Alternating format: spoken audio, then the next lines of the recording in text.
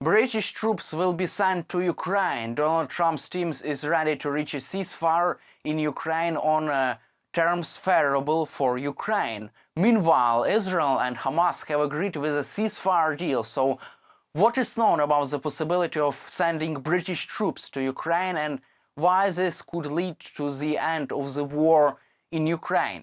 British Prime Minister Keir Starmer has recently visited Ukraine and met with President of Ukraine Volodymyr Zelensky. Also, he said that British people are ready to send troops to Ukraine.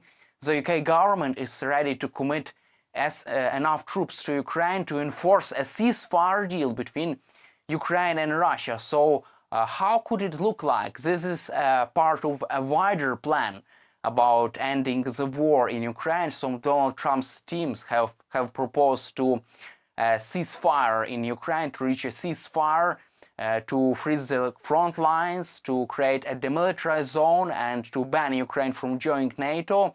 In exchange for that, Ukraine would be provided with security guarantees, security assistance, and Donald Trump's team also supports sending European peacekeeping forces to Ukraine. On the other hand, sanctions against Russia would be lifted in exchange for a ceasefire. So European allies are now working on a plan on how can they ensure that Russia will not invade Ukraine again in the future after reaching a ceasefire deal, because there are lots of concerns that Russia can use the ceasefire deal just to regroup and attack Ukraine again in 3 or 5 years. That's why European leaders, French President Emmanuel Macron and British Prime Minister Keir Starmer, have agreed to send European peacekeeping forces to Ukraine in case of a ceasefire deal between Ukraine and Russia. These forces would be used to properly enforce a ceasefire deal. According to the Telegraph, there are several scenarios in which how can these troops would be used inside Ukraine.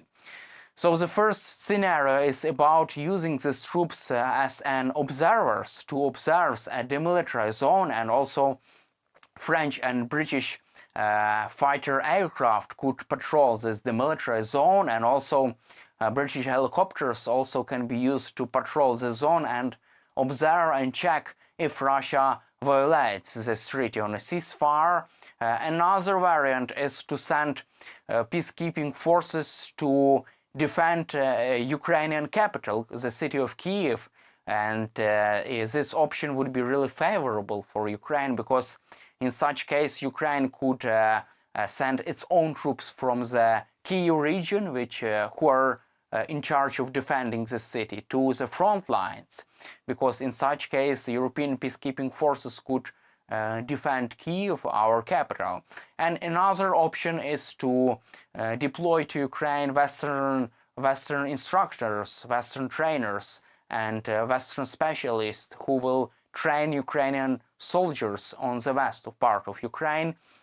And also Western anti-aircraft systems will defend such soldiers. However, the best case scenario for Ukraine is deploying European peacekeeping forces to the front lines to properly enforce this peacekeeping deal. Also, in such scenario, European fighter jets will patrol the demilitarized zone, and also on the second line of the defense there will be the quick rapid troops, rapid enforcement troops, which would be able to attack Russian soldiers if Russian soldiers begin attack on Ukrainian side.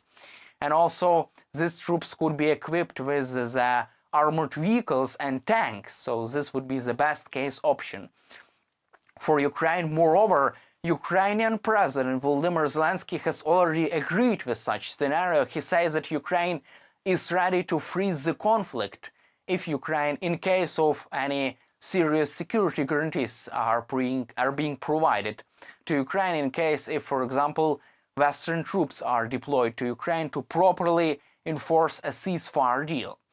At the same time, Marco Rubio, Trump's future head of the US Department of State, says that both Ukraine and Russia should make concessions to achieve a ceasefire deal.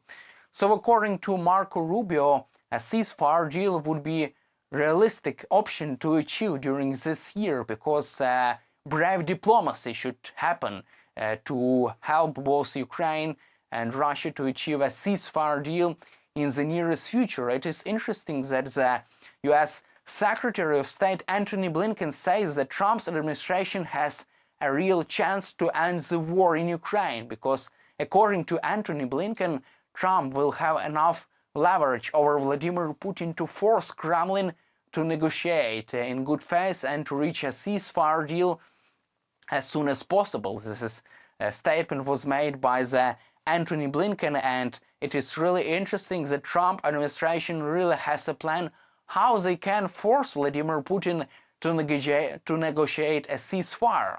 So according to Bloomberg, Trump's team is working on another package of sanctions against Russia.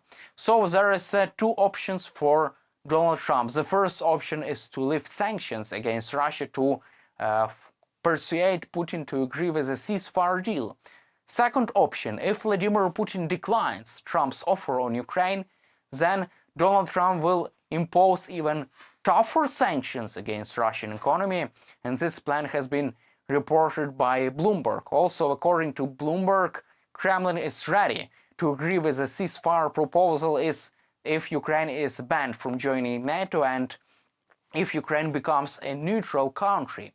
Also, Russia would like to limit the size of the Ukrainian army. However, this term would be a non-starter for the Ukrainian government. That's why Donald Trump has to beat Vladimir Putin to force him to negotiate on normal, appropriate terms for Ukraine, and also it would be possible if Trump uses all leverage over Vladimir Putin, if he imposes another sanctions against Russia and if he provides Ukraine with strong security assistance, and if he allows Ukraine to strike deep inside Russia on Russia's strategic targets.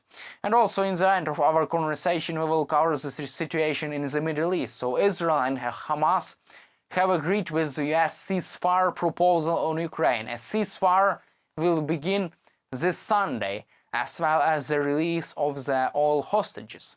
So according to the US President Joe Biden, Israel and Hamas, after the year of negotiations, have agreed with a ceasefire deal. And it is really interesting that Israel could be demonstrated and could be seen as a winner of this war, because Israel has seriously degraded Hamas, Hezbollah and Iran's military capabilities.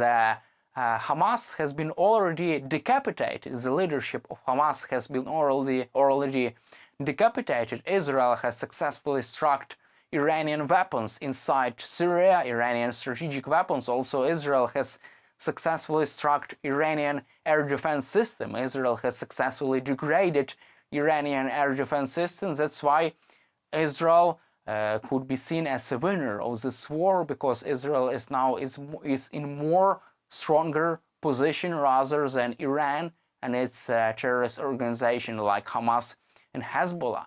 That's why Israel could be seen as a winner. However, let us see how this deal could be implemented. On the other hand, let us see how the Trump administration will handle this conflict and the implementation of this ceasefire deal between Israel and Hamas.